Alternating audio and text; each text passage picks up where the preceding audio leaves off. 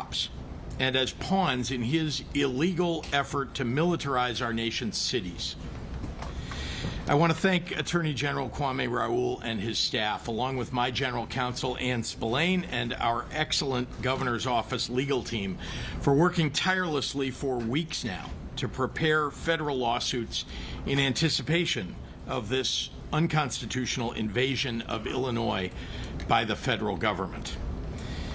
For weeks now, Donald Trump, Kristi Noem, and Gregory Bovino have brought their militarized CBP and ICE agents to the streets of Chicago to cause violence and chaos in this city. They need to stop inciting our city's residents.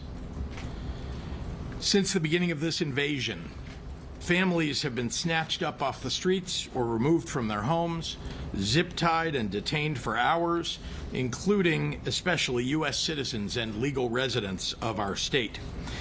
And in the words of CBP Chief Patrol Agent Greg Bovino, they're being chosen by how they look. Peaceful protesters have been hit with tear gas and shot with rubber bullets. Journalists simply reporting the facts on the ground have been targeted and arrested.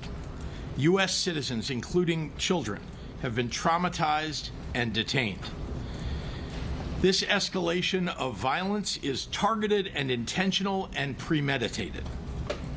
The Trump administration is following a playbook: cause chaos, create fear and confusion, make it seem like peaceful protesters are a mob by firing gas pellets and tear gas canisters at them. Why?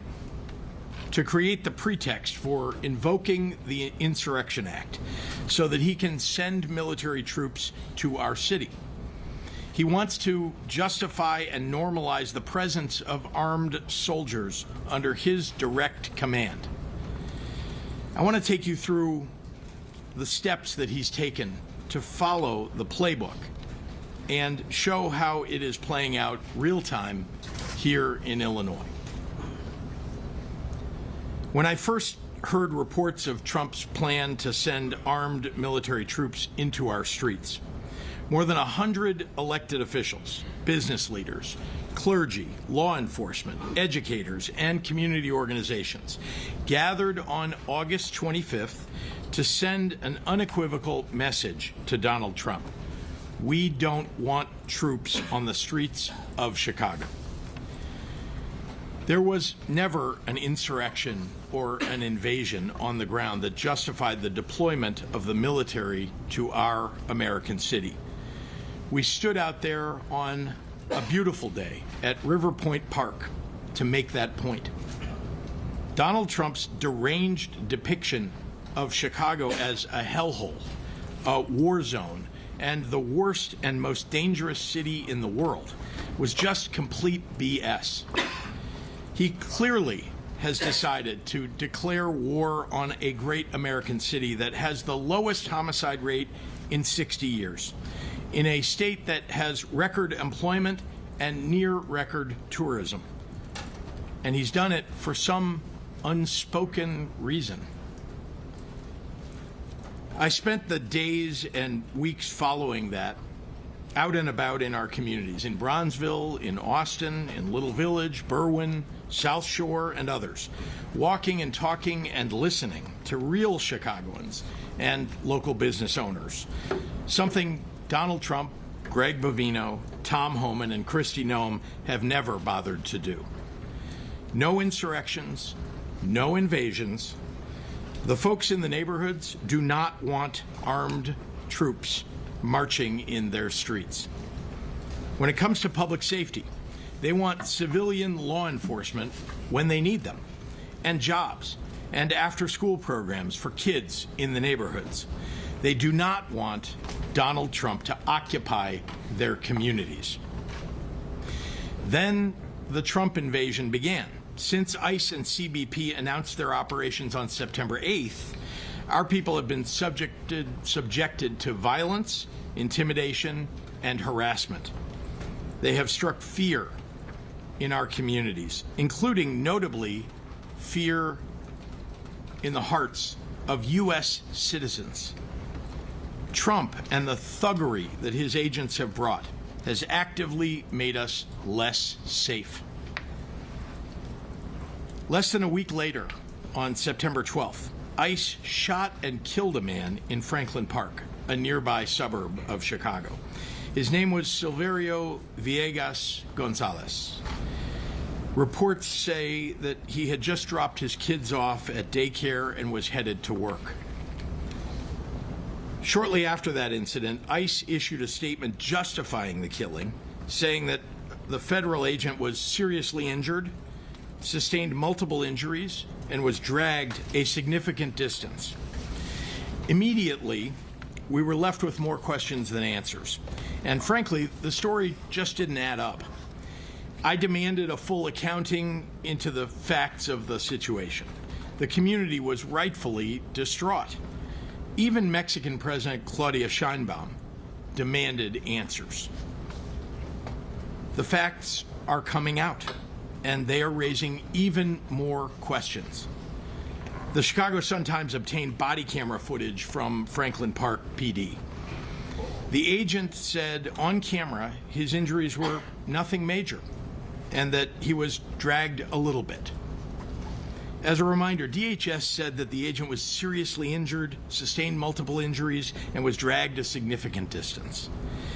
His children, Silverio's children, have now been left without a father, and they and the public deserve to know the truth. There's been zero accountability or transparency from ICE or the administration. Last week, federal agents dressed in camouflage gear conducted a military-style raid on an apartment building in Southshore, a neighborhood of Chicago. They brought Black Hawk military helicopters and more than 100 agents in full tactical gear. Even though it was supposedly a very dangerous and important mission, they brought dozens of cameras and set them up so that they could film their attack on the building in HD for social media. See for yourself.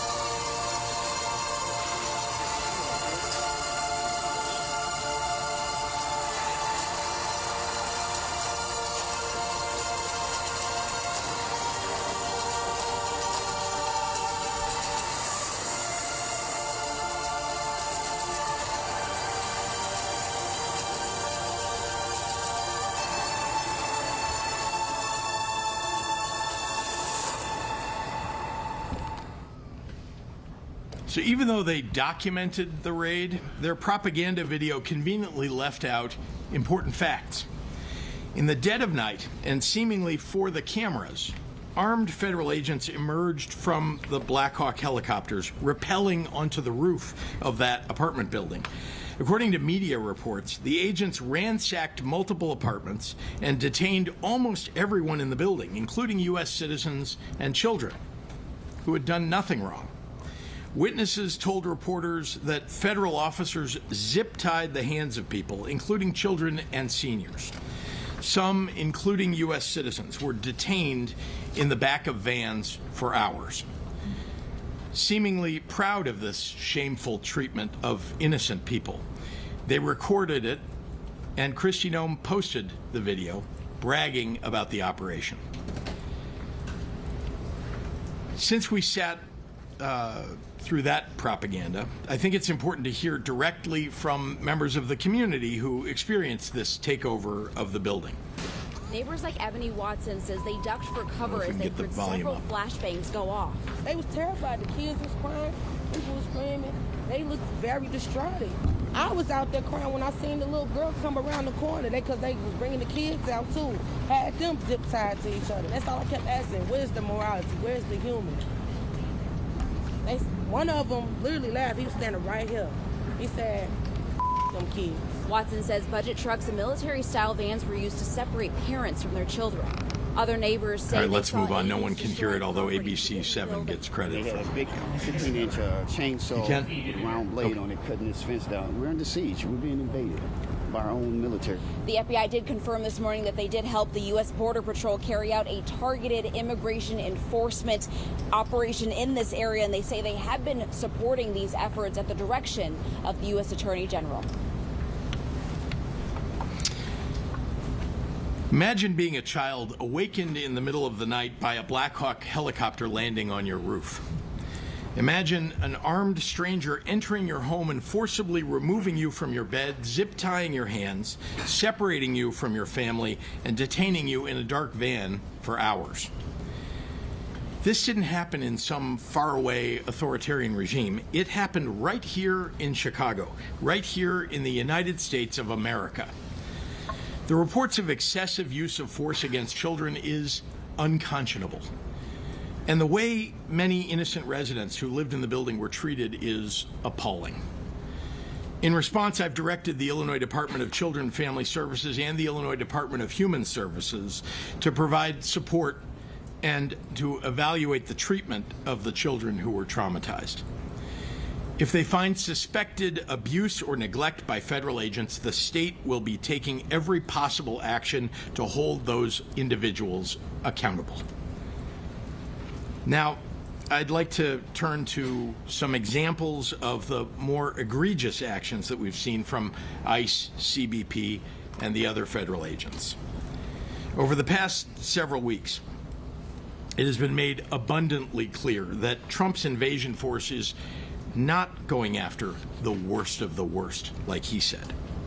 They're harassing and detaining many people based only on the color of their skin.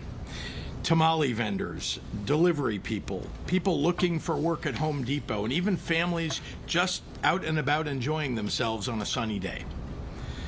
Dasha Ramirez, an 8-year-old girl, and her family were detained by federal agents while enjoying a day in Millennium Park. Witnesses saw her crying and clutching her doll. Honestly, what danger did they represent? What is it that they presented that was so awful? And how did detaining them make anyone safer? Federal agents have been openly carrying assault rifles downtown, racially profiling people, and based on that, demanding proof of citizenship, and snatching people up in our neighborhoods without a judicial warrant. All of it rightfully has Illinoisans very upset.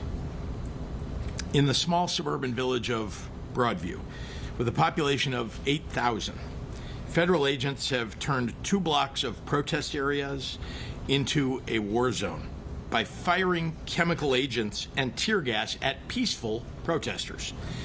They've used rubber bullets and flashbangs. Agents reportedly unholstered their guns and pointed them at peaceful protesters. They arrested a journalist who was a bystander, and they fired a chemical weapon at a CBS reporter in her car. They even detained Juan Munoz, an Oak Park trustee. And they're detaining people for extended periods in a facility not designed for that purpose.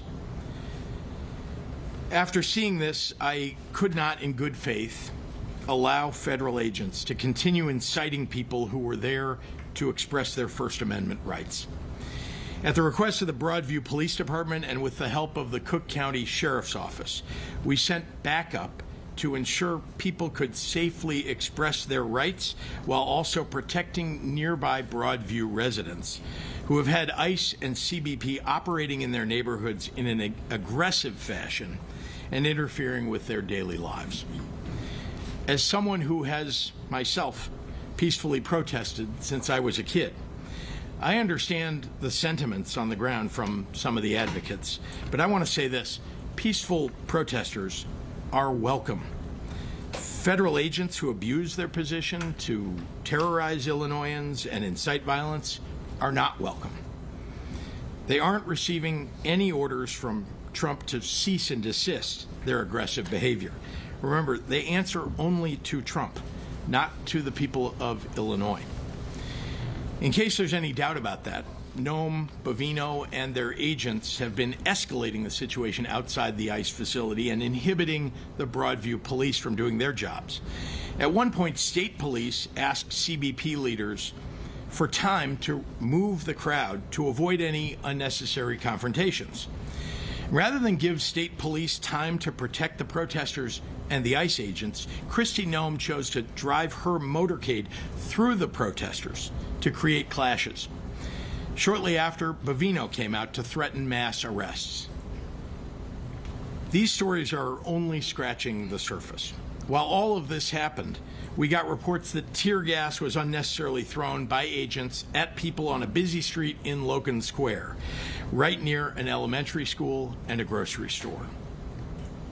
A Chicago alderman at a hospital asked masked officers some questions about someone that they detained, and she was arrested for it. Burn your laws. He has constitutional rights. No. He has constitutional rights. Do you have a sign? No. You need to leave. For me? Turn around. You're impeding. Turn around and leave. He is under. I'm going to he is arrest you under if you arrest. not leave. You are going to be placed under arrest. Do you have a signed judicial warrant for him? Can somebody go in the hallway and get Lisa for me, Do please? you have a signed judicial warrant for him? Can somebody go in the hallway and get Lisa for me? This is an older person who's being under arrest. I need my other staffer who's in the hallway by registration to come here, please. You are hurting. I am asking. I'm not. Can somebody touching get you. my I am staffer, asking. please? This is a hospital. Do you have a signed judicial warrant for him? I am asking. I am asking. I did not touch you. We told you to leave. I did not You're touch impeding. you. Now you're I under did not arrest for touch you. impeding. I did Thank not you. touch you. Where- I asked you if you had a Is signed Lisa still out there? judicial warrant for him. It is very simple. It is very simple. That man has constitutional rights. I We did do not not need touch a you. warrant. It is a public space. I am not trespassing. I am asking you. Do you have a signed judicial warrant? I am asking. Do you have a signed judicial warrant for him? It is a question, sir. Okay. You are We do an not need- agent. we do You are not a federal need- agent. We do not need a You are a warrant for federal somebody agent. under I am an arrest. elected official, and I am asking. Do you have What a signed elected official? judicial warrant? I'm the alderman of this Can you ward. keep recording? I need a call. If arresting an elected official for peacefully asking questions isn't a demonstration of authoritarianism, then what is? I refuse to let Donald Trump, Kristi Noem, and Gregory Bovino continue on this march toward autocracy. Their plan all along has been to cause chaos, and then they can use that chaos to consolidate Donald Trump's power. They think they can fool us all into thinking that the way to get out of this crisis that they created is to give them free rein. Well, that plan will only work if we let it. The state of Illinois is going to use every lever at our disposal to resist this power grab and get Noam's thugs the hell out of Chicago. I'm not afraid. I am not afraid, and I won't back down. Now, before I turn the podium over, the court here has given U.S. Department of Justice 2 days to respond in writing to the state's TRO motion. They have to respond by midnight Wednesday night, and the next hearing will be on Thursday. And with that, I'd like to pass it over to our terrific Attorney General, Kwame Raoul.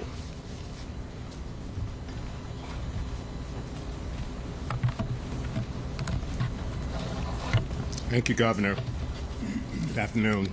Good afternoon. As we all know, the President has for some time been threatening to deploy the National Guard into Chicago and into the state of Illinois. And that's significant. And he's been threatening to militarize our streets, and in many ways has done so. This morning, I filed a lawsuit challenging the unlawful deployment of the National Guard troops to Illinois, including the Illinois National Guard, the call for the Texas National Guard, And my lawyers have just, as the governor updated you, were just in court arguing these actions. We're seeking a temporary restraining order, and we'll hear from the government from the federal government within a couple of days. The American people, regardless of where they reside, should not live under the threat of occupation by the United States military, particularly for the reason that their city or state leadership has fallen out of the president's political favor. I've said we would be prepared to respond to any unlawful deployment, and that moment has come, and we have responded. In the more than 40 lawsuits we have filed challenging the Trump administration's unlawful actions, we've explained that the executive branch has to follow the law. A president cannot go beyond the authority granted by Congress with regards to deploying the National Guard.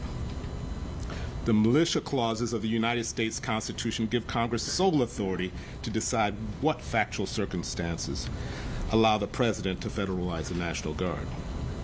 The Posse Comitatus Act prohibits members of the military from engaging in civilian law enforcement. Just last month, a judge in California recognized that fact. Our local law enforcement have shown time and time again that they are effective at maintaining peace throughout Illinois. And the 10th Amendment preserves the state's sovereignty and right to do so. And there is no need or justification for a militarized response to anything going on in Chicago. It is unfair to National Guardsmen. It is unfair to local law enforcement. And it is certainly unfair to the law-abiding citizens of Illinois who do not want to be subject to military occupation. The only situations that are out of control are certain ICE and Customs Border Patrol officers who are engaged in shocking overreach in an attempt to create a crisis.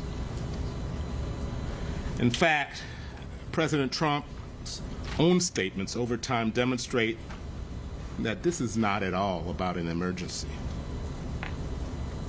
He said specifically that he wants to use American cities as military training grounds. He has threatened using a meme, Chicago about to find out why it's called the Department of War. He has disparaged and threatened to deploy in Chicago for weeks. This is not about an emergency. This is a political targeting utilizing our military. This is not about the federal government being unable to do their job through normal channels. This is about a president's unconstitutional desire to take the unprecedented action of militarizing American cities.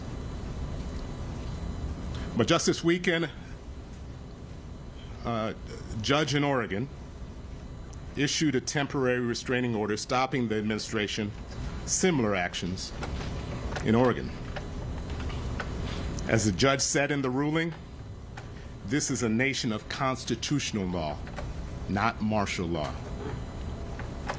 Donald Trump's derogatory comments about the city of Chicago started even before he took office.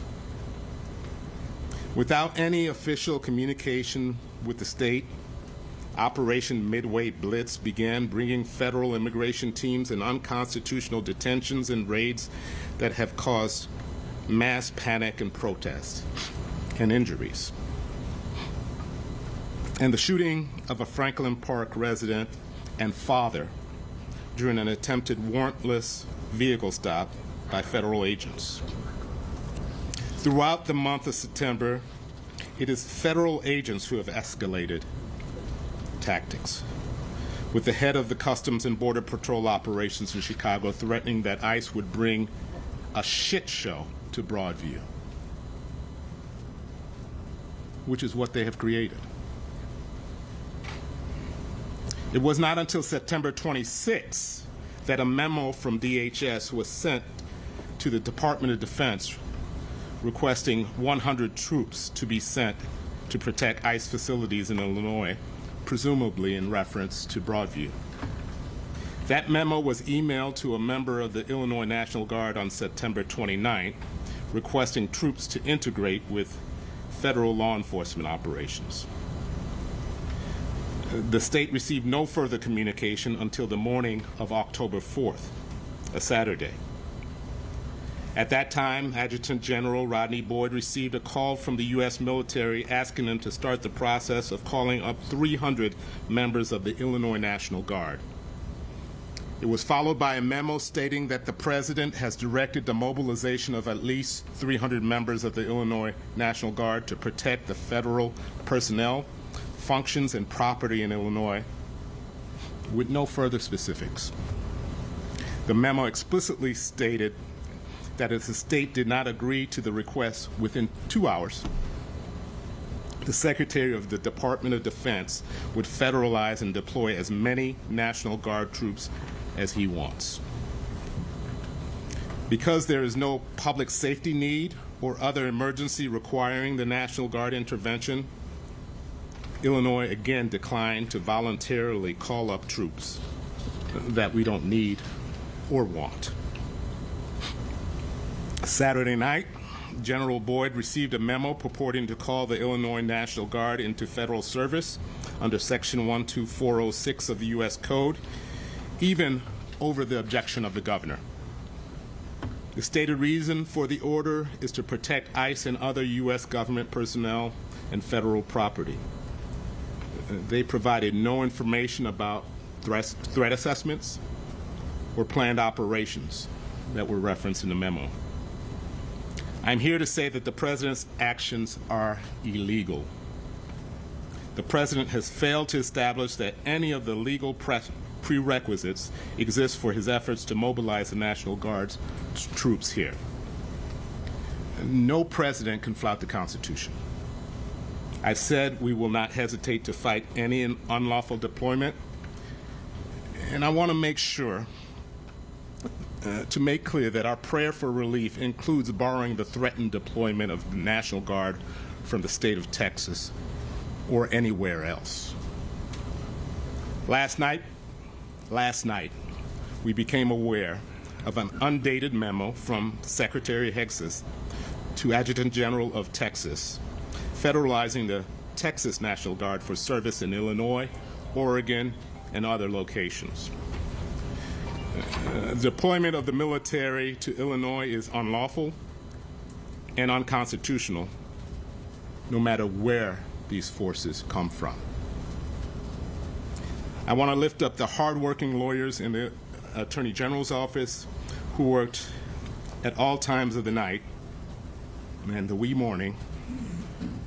We were communicating at ungodly hours to put together this complaint. As we speak, the team is just coming from arguing for a temporary restraining order. These same lawyers and others on my staff, as well as on the governor's staff and the city corporation council staff, toiled over the past year responding to numerous threats, and our lawyers have, as you know, filed over 40 lawsuits. These lawyers are the true American heroes. Collectively, we will continue to fight on behalf of the citizens of Illinois and the American people at large. With that, I'd like to pass it on to our mayor.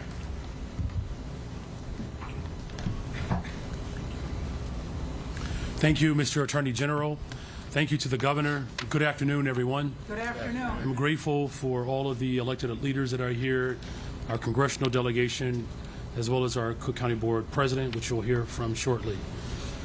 But today I stand with all of our elected officials and community leaders in denouncing President Trump's declared war on Chicago and Illinois. I'm proud The City of Chicago is joining the state of Illinois in our lawsuit against the Trump administration's unlawful deployment of the National Guard in our city and in our state. I've promised that the City of Chicago will do everything in our power to protect the constitutional rights of all Chicagoans. This lawsuit is the latest demonstration of our commitment. Let me be absolutely clear. The President is not sending military troops to Chicago to keep us safe. We know this because Trump has a history of targeting Chicago. He issued a series of executive orders attempting to defund so-called sanctuary jurisdictions and sue the city over our welcoming city ordinance. A federal judge recently dismissed that lawsuit, and the courts have prevented the Trump administration from restricting the city's funding based on our local laws. Now that the president has lost those cases, he is changing tactics to send in the Guard. He has stated his intentions outright to use our neighborhoods as training grounds for our military. He told them that they are, and they must be, prioritized in order to, in his words, defending the homeland against the invasion from within in American cities run by, quote, radical left Democrats, specifically including the city of Chicago. The only radical is a president trying to deploy National Guard from across the country into our city. We do not need or want the National Guard to police our streets. We want to continue our holistic strategies and partnerships that have led to the safest summer in the city of Chicago in 60 years. Not only will a National Guard deployment make our communities less safe, but it will also have a chilling effect on economic activity in Chicago, as we have seen in other jurisdictions where the president deployed the Guard. And furthermore, deployment of the National Guard will impose costs on CPD and other city departments who will have to respond to protest activity and any issues that may arise from the deployment. This is wrong, full stop. With today's litigation, we send a message to the president. Chicago will not be used as a political prop. Chicago will not be intimidated, and we will not be silent. And to our residents, know that we are fighting for you and using every legal avenue to protect your rights, dignity, and your humanity. And lastly, I want to be clear. When we talk about protecting our democracy, we are not just speaking about the right to vote every couple of years. We are speaking about something much deeper and much more profound. We go back to the labor leader, A. Philip Randolph's definition of democracy, and he said, a community is democratic only when the humblest and weakest person can enjoy the highest civil, economic, and social rights that the biggest and most powerful possess. And that means that whether you are a billionaire or a thousandaire or a hundredaire, you deserve the exact same rights. The Constitution applies to all of our residents. This president wants to remake a country by the ultra-rich and for the ultra-rich, and he wants to use the military and his private militarized force to repress the rights of poor and working people. We prefer a government that is of, by, and for the people. And that's what we are fighting to protect. And thank you again to the governor, the attorney general, and to our congressional delegation and our county leaders, and to all of our partners that have demonstrated a great deal of unity and courage and persistence in this moment. Our city has faced tough times before, and every time we stood strong because we stood together. Let's continue to work together to protect our democracy and to fight for the future of our country. And with that, please welcome to the podium Cook County Board President Toni Preckwinkle. Good afternoon. Good afternoon. I'm grateful to be here with the governor, with the attorney general, with the mayor, and members of our congressional delegation. Jesus Garcia, Jan Schakowsky, Mike Quigley, Raja Krishnamurthy, Brad Schneider, Robin Kelly, and Danny Davis. Thank you all.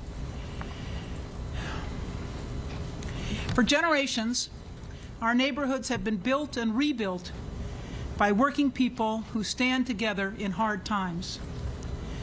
We're not strangers to struggle, and we're also not people who will be intimidated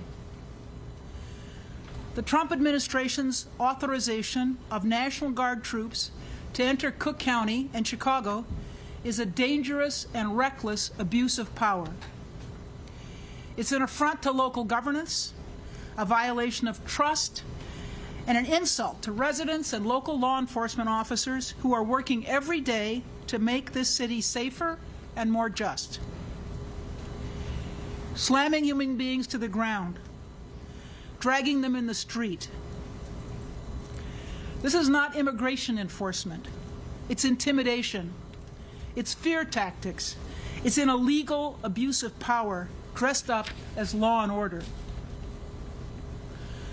The truth is that our local leaders, our local police, our community organizations, and our residents have been working for years to reimagine what safety means.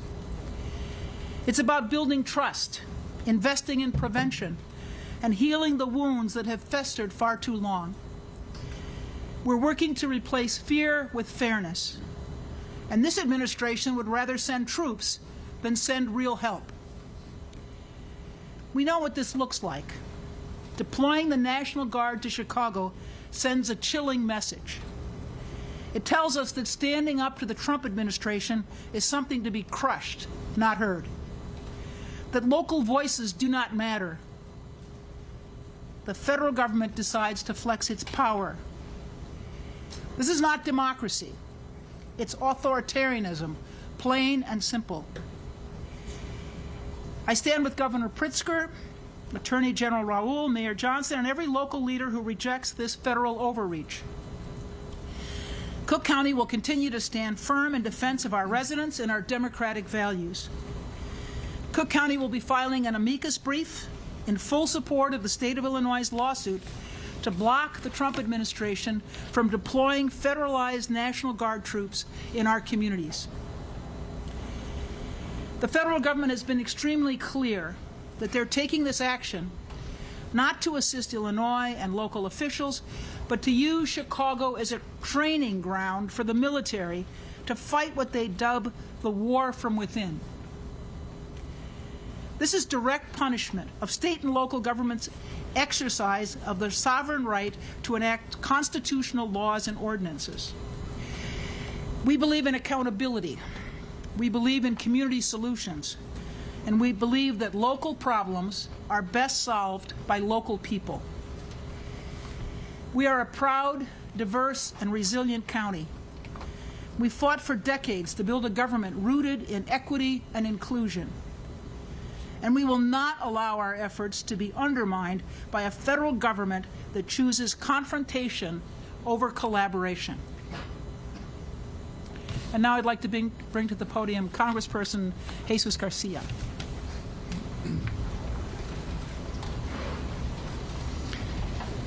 Thank you to all the leaders of Illinois and the Chicagoland, Cook County that are assembled here, demonstrating once again that Chicago and Illinois are places with strong shoulders, and that we will shoulder any injustice and we will tackle any injustice that comes our way as we live this very dangerous moment in our history. The President of the United States has turned the power of government against its own people. In my community, ground zero for these attacks, ICE has created a constant state of siege. People worry about their presence and their tactics every single hour of the day and night. We've seen masked ICE agents shoot into cars, engage in chemical warfare with bystanders, and even assault parents in front of their children. My grandson, who I am raising with my wife, and my wife are terrified. My grandson talks about it every little while, and he wants to know if his classmates will be safe, if their parents will be deported. But it's also never been just about immigrants. It's about controlling every one of our communities, brown, Asian, black, and everyone who is Chicagoland and Illinois. These are not actions of a democracy. These are actions of a tyrant. I took an oath when I became a citizen 46 years ago, and again when I was sworn in as a member of the United States Congress, and my loyalty is sworn to the U.S. Constitution, and only that. And my oath compels me to be here today with our leaders.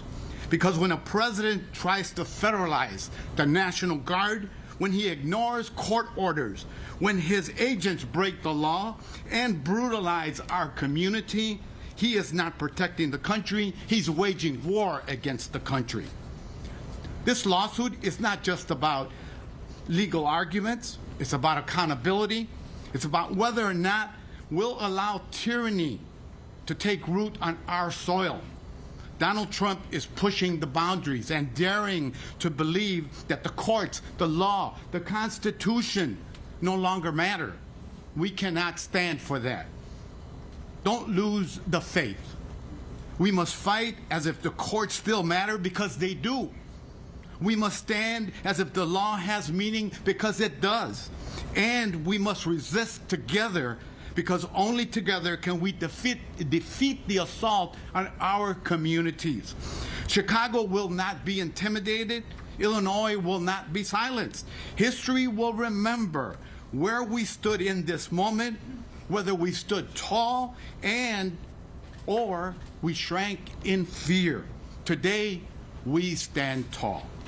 Brevemente.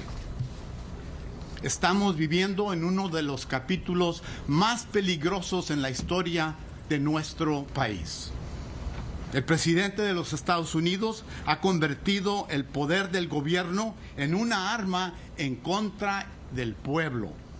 En mi comunidad, el epicentro de estos ataques, los encapuchados han creado un estado de sitio, disparando a carros, lanzando gases contra vecinos y asaltando a padres enfrente de sus niños. Esto no se trata de controlar a nuestras comunidades, no son acciones de una democracia.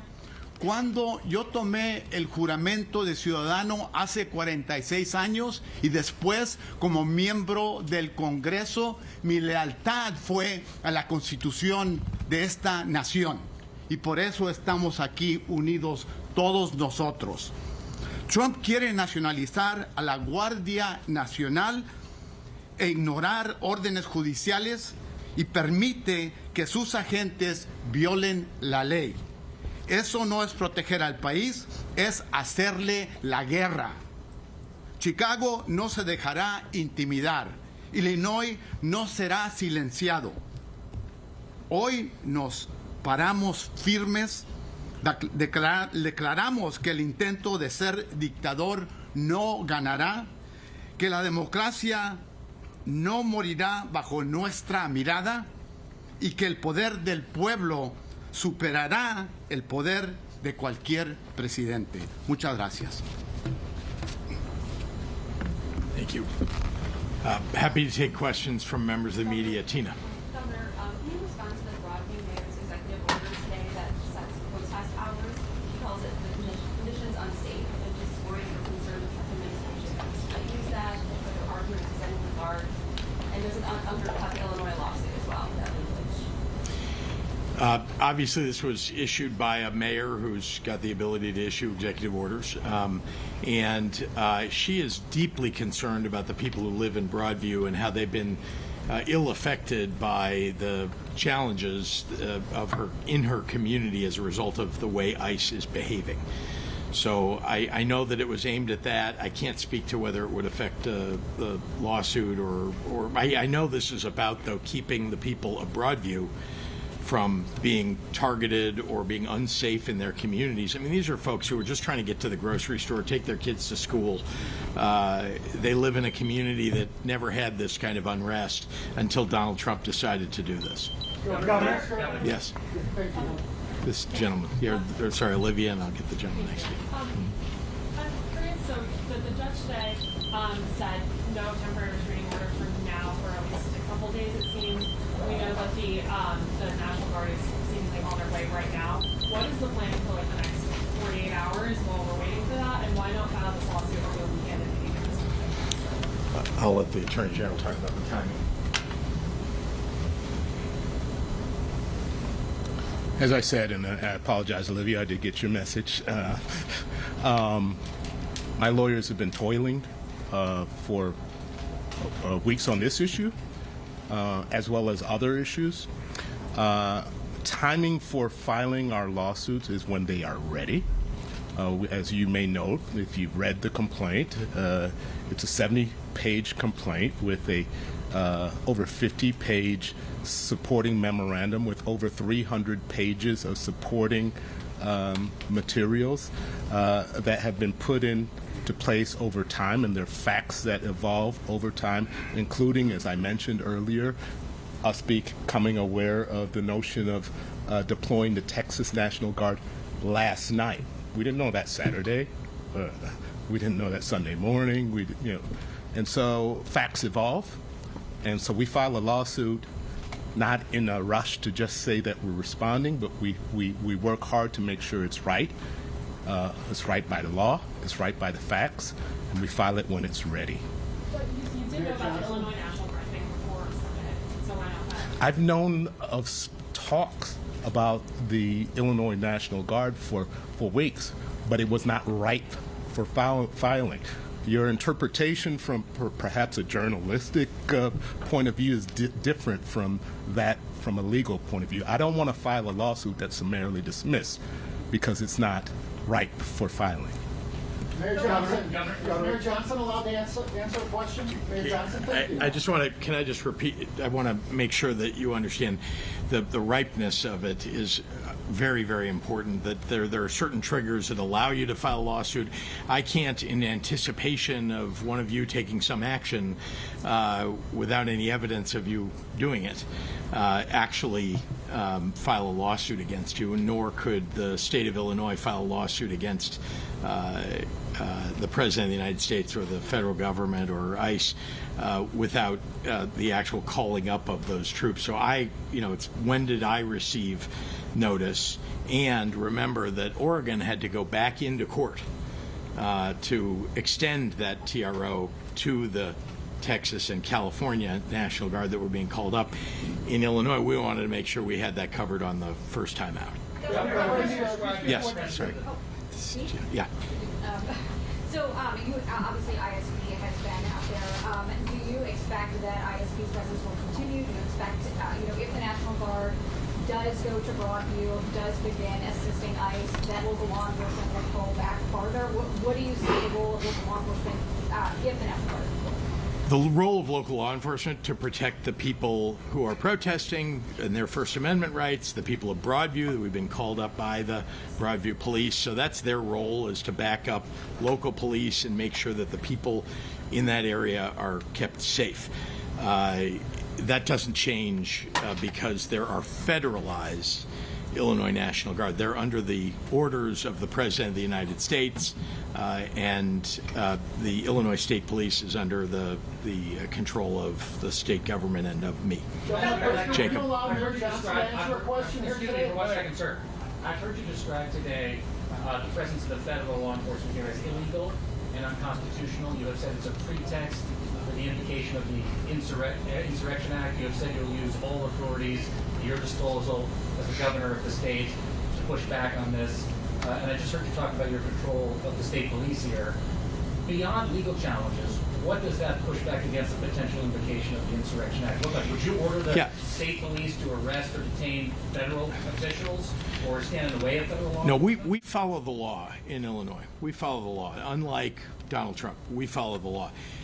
We have made sure that, again, under state law, that we've provided funding for programs so that people know their rights, so that they can protect themselves. That's first and foremost.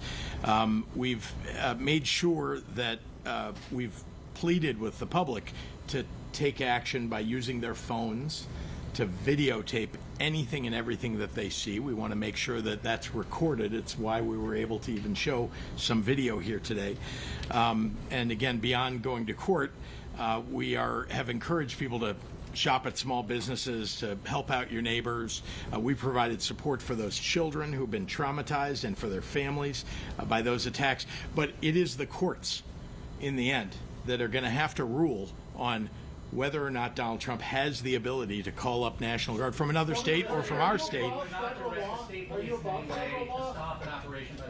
The job of our state police, the mission that they've been given, is to keep the people who are in Broadview and who are protesting safe from ICE, who have been firing gas pellets at people when they've been peacefully protesting. To keep them safe doesn't mean to physically stop ICE agents from doing those types of activities.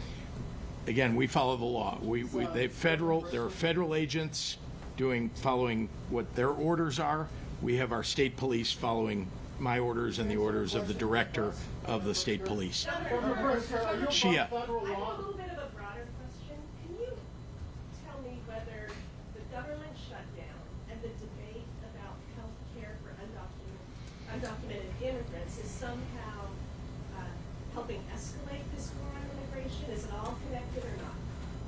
No. The only connection that you could ever find in that regard is that Donald Trump likes to go after Democrats, political opponents. You know, he's called the Democratic Party a leftist. His organization, his White House has called the Democratic Party a terrorist organization.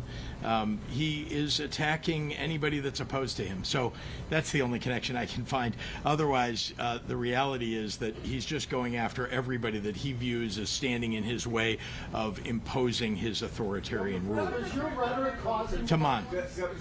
Governor, can I ask a question? Invasion rhetoric, your Civil War rhetoric? Your police superintendent said today that he doesn't have the power to arrest federal agents. So how can you enforce your executive order from this morning? The executive orders are about ensuring that we are protecting the people of Chicago and defending our democracy. I've given very direct instructions to ensure that all of our sister agencies and our city departments are doing just that, upholding the local ordinances and, again, protecting and defending the rights of every single resident. You know, as far as, you know, being able to enforce the measures that we've put forward, one, we're going to use every single tool that's available to us, and as I've stated before, you just heard the governor express it as well, this battle is going to take place in the courts and in our communities. Here's what's most important here, is that the people in this city, in this state, and throughout the county, is that we're all united around protecting the fundamental right to be able to have a democracy. And that's going to simply mean that we're going to have to organize on the ground. This is not just simply about a battle between authority. This is about making sure that the 700 people who showed up on the north side of Chicago to organize, to build the resistance, that's a clear example of how the organizing on the ground plays an incredible role in defending people. It's going to take everything: litigation, executive orders, legislation, and I believe most importantly, the people of this city and county, the state, and throughout the country pushing back against tyranny. Mayor Thank Johnson, you. is calling for a civil war causing violence? Is your civil war language and Governor, calling? we've seen federal officers assault journalists and residents for just yelling at officers who are exercising their First Amendment right. How do you expect to maintain law and order and protect citizens who are actively exercising that First Amendment right if CBD is not going to do? Yeah, let me be clear. Every instance that you're talking about is something that was incited by a federal agent. Everything you're talking about.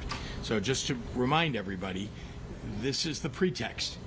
They are creating an environment in which they're inciting people to do something more than just peacefully protest. When you're firing at people who are doing nothing more than yelling their First Amendment rights, right, saying what they believe, or holding signs, that's inciting people. So we're trying to make sure that we're standing between ICE officials, CBP, let's not forget them, officials, and the peaceful protesters, so that ICE and CBP are not firing at them, and that we're doing our best to protect them. That's what we can do. Now, we will record everything. We are trying to record as many things as we can, make sure there is video and testimony to what these federal agents are doing. And the federal government, normally, there are inspectors general, there are investigators that will investigate a circumstance of a federal agent breaking the law. If that doesn't take place, and we have evidence to back up if they do, but we are doing those, and again, I gave you the example of DCFS and the Department of Human Services doing their job to look at those records and to talk to the people who have been affected. There are also private attorneys, I want to add, who are going after this, because there is also private right of action for people. So in addition to the work that the Attorney General is doing, there are organizations like the ACLU who are filing lawsuits against the folks at CBP and ICE. I just want to say one other thing about CBP, because I don't think people are paying attention to this fact. CBP is only allowed to operate within a certain number of miles of the border. Well, they have declared that the border is at the shores of Lake Michigan. That is why they're allowed to operate now, or at least why they're being told they're allowed to operate in the city of Chicago. That doesn't seem right to me. The border, as far as I know, first of all, if you go all the way across Lake Michigan, you'll find a border, but also, you know, more than 1,000 miles away from here is the border on the south of the state of the United States. Rose. In court today, the Trump attorney said that he confirmed that Texas troops are on their way and that they're going to perform duties starting as early as tomorrow. Any response to that, Texas troops being on their way, according to the Trump attorney? Well, first, they should stay the hell out of Illinois. I've been very clear about that. We do not need troops from some other place being sent into the state of Illinois, or any troops, to be honest with you. Although I have to say, I have great affection for the Illinois National Guard. They do excellent work. They are trained to protect not only the state of Illinois, but the United States. And they are sent abroad to do that. They are trained as soldiers. And instead, they're being conscripted into something that would make them something like a police officer. And yet they don't have the training to back that up. They have amazing training, but not to be on the street making arrests or doing crowd control. And I guess along with that, any message that you would send to Governor Abbott? I have. I've been very clear to Governor Abbott, not the first time, as you know, but I have been very clear that he should withdraw his approval of the president calling up his Texas National Guard. And again, Governor Abbott should stay the hell out of Illinois' business. Last question. Yeah. Sir, in the back. What do you make of the mayor's idea of setting up ice-free zones, and could that be something that the state of Illinois could do? I haven't looked at it, to be honest with you, and what I know is that we want to be able to protect the people of the state of Illinois, and all of the efforts, whether it's by mayors or by the governor, are really aimed at exactly that. So, thank you all very much. Oh yeah, of course. You got it. Thank you. Yeah, well done.